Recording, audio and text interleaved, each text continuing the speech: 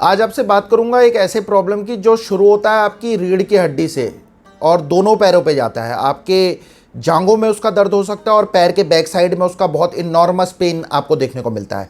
Generally ये जो दर्द होता है आपकी रीढ़ की हड्डी से एक नस दब जाती है जिसको सciatic नर्व बोलते हैं।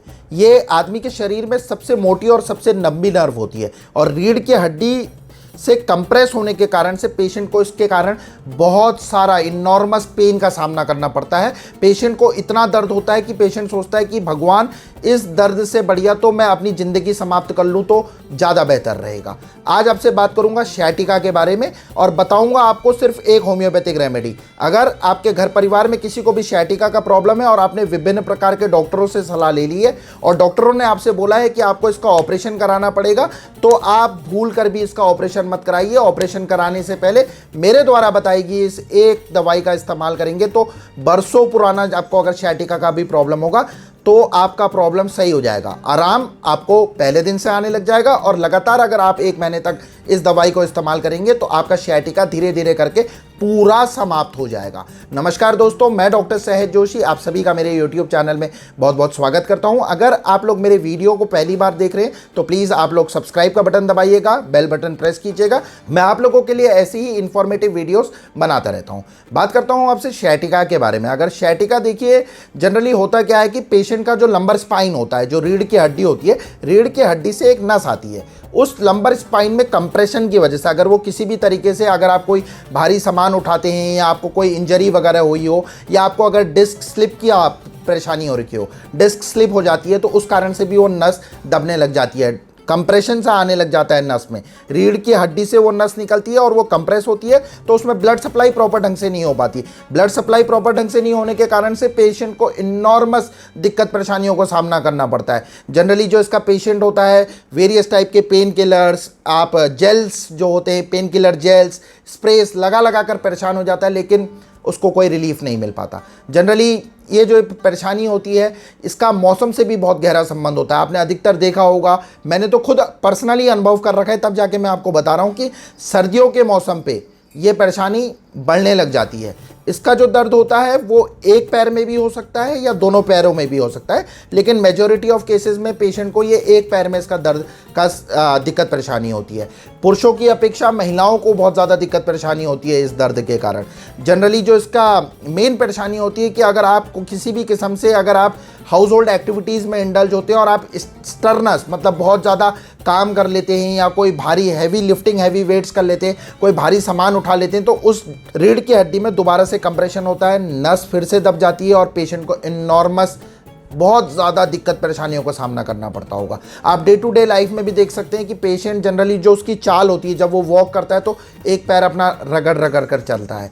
पेशेंट को उसकी पैर की उंगलियों में टिंगलिंग सेंसेशन होने लग जाता है, उसकी काफ मसल्स में पेन होने लग जाता है, उसको ऐसा लगता है कि जैसे कोई सुई जैसी चुभा रहा है, इलेक्ट्रिक शॉक करंट जैसा उसको लगता है बहुत ज़्यादा। जब इसका अटैक पड़ता है तो पेशेंट ये मान के चलिए कि खड़ा हुआ व्यक्ति, अगर कोई व्यक्ति काम भी कर रहा है तो वो सीधे बैठ जाता है, एकदम लेट जाता है। इतना इनॉर्मस दर्द का सामना उसको करना पड़ता है। जनरली इसके लिए वेरियस टाइप के इन्वेस्टिगेशंस लोग कराते हैं, सिटी स्कैन, एमआरआई, एक्सरेज, विभिन्न प्रकार की जांचें करवाते हैं। इतनी बड़ी बड़ी फाइल्स पेशेंट को आप देखने को मिलेंगी, एमआरआई रिपोर्ट्स, एक्सरे, विभिन्न प्रकार के डॉक्टरों से सजेशन लेते हैं, पेन किलर्स खाते हैं, वेरियस टाइप के जेल्स इस्तेमाल करते हैं और आपके स्प्रेस को इस्तेमाल करते हैं जो थोड़ा दर्द से उनको राहत मिल जाए। जनरली जो इसका दर्द होता है वो बहुत रेडिएटिंग टाइप का होता है, आपके ऊपर से शुरू होता है और पूरे पैर तक, लोअर बैक से लेकर पूरे लेग्स तक का आपको दिक्कत परेशानियों का सामना करना पड़ता है। एक सुन्नपन, एक झंझनाहट सी पेशेंट महसूस करता है,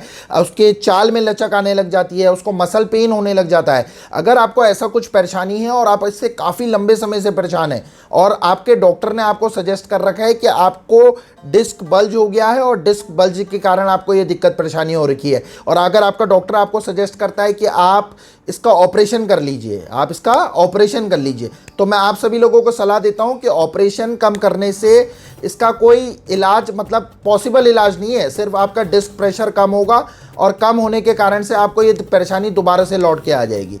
तो ऑपरेशन कराने से पहले आप नज़दीक में किसी अच्छे अगर होम्योपैथिक चिकित्सक से अगर सलाह लेंगे और उनके द्वारा बताई गई मेडिसिन उसको इस्तेमाल करेंगे तो आपका ये जो सciatica का प्रॉब्लम है ये एब्सोल्युटली ठीक हो जाएगा। क्योंकि ऑपरेशन कराने के बाद तो दोबारा से ये परेशानी लौट फिर के दोबारा से होती है।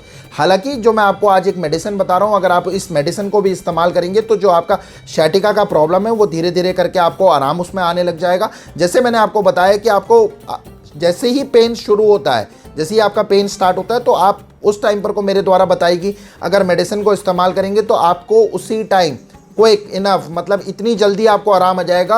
अगर आप लोगों को sciatica का प्रॉब्लम है और काफ़ी लंबे समय से आप लोग इससे परेशान हैं तो मैं आपको ये सजेस्ट करूंगा कि सबसे पहले आपको कुछ इन्वेस्टिगेशन कराना चाहिए। कुछ क्या, एक इन्वेस्टिगेशन आपको कराना चाहिए। आपको अपनी बॉडी में विटामिन डी के लेवल्स चेक कराने चाहिए। अगर आपको sciatica का प्रॉब्लम है तो आपको योग आसन कराने चाहिए। योग आसन आप खुद ब खुद देख के नहीं, कोई एक अच्छा अपने एरिया में योग टीचर देख लीजिए, उससे जाके सजेशंस लीजिए, उसको बताइए कि मुझे डॉक्टर ने डायग्नोस कर रखा है कि मुझे sciatica का पेन है, और उनसे अपने लिए कुछ आसन सजेस्ट कीजिए और उनको प्रैक्टिस कीजिए। और आप एक सीडेंट्री जो लाइफस्टाइल देखते हैं, जीते हैं ना, मतलब आपके सोने का टाइम नहीं है, उठने का समय नहीं है, आप जो मर्जी वो खा रहे हैं, ये सब आपको करना छोड़ना पड़ेगा। अगर आप बहुत ज़्यादा काम वगैरह करते हैं, घरेलू काम भी करते हैं, तो आप काम ज़रूर कीजिए लेकिन उसको धीरे धीरे करके कीजिए। अगर मैं रोज़मर्रा की बात आपसे करूँ तो अगर जैसे हम क्या करते हैं कि पूरी पानी की बाल्टी उठा लेती हैं महिलाएं, तो आप उसको करिए लेकिन आधा आधा करके आप उसको स्प्लिट कर दीजिए, डिवाइड कर दीजिए। भले ही आपको 2 चक्कर लगाने पड़ रहे हैं लेकिन आप उसको आधा आधा करके ले जाएंगे तो आपको ज़्यादा दिक्कत परेशानी का सामना नहीं करना पड़ेगा। अगर आपको sciatica का प्रॉब्लम है तो जो जनरली मैं आपको जो मेडिसिन सजेस्ट कर रहा हूँ ये जर्मनी से इंपोर्ट होके ये मेडिसिन आती है और R71 sciatic ड्रॉप्स के नाम से आती है। आपको स्क्रीन में भी देख सकते हैं आप, R71 sciatic drops. Doctor Reckeweg manufacture करते हैं इसको और जर्मनी से इंपोर्ट होकर ये दवाई इंडिया में आती है। इसमें बहुत अच्छा होम्योपैथिक दवाइयों का कॉम्बिनेशन होता है। इसमें जनरली 4 दवाइयाँ देखने को मिलती हैं, एकोनाइट नेपेलेस, आर्सेनिक एल्ब, नेफेलियम और मैकफॉस का बहुत बढ़िया कॉम्बिनेशन होता है। अगर आपको sciatic पेन अभी अभी शुरू हो रखा है, अगर इसका अटैक अभी अभी शुरू हुआ है तो जनरली इस दवाई को आप क्या करिए, आधे आधे घंटे में 2 चम्मच पानी में इसकी 10-10 बूंदें आप इस्तेमाल कीजिए।